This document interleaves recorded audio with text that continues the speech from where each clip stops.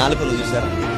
దాన్ని మాట్లాడేటప్పుడు కంట్రోల్లో పెట్టాలి, తినేటప్పుడు కంట్రోల్లో పెట్టాలి. దాంతో 2 ప్రాబ్లమ్స్ ఉన్నాయి.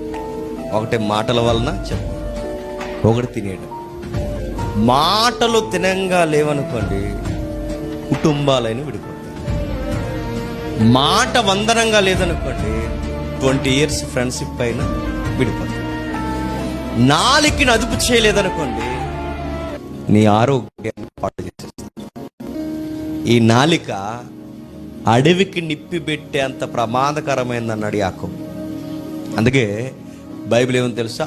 మాట్లాడుటకు నిదానించు.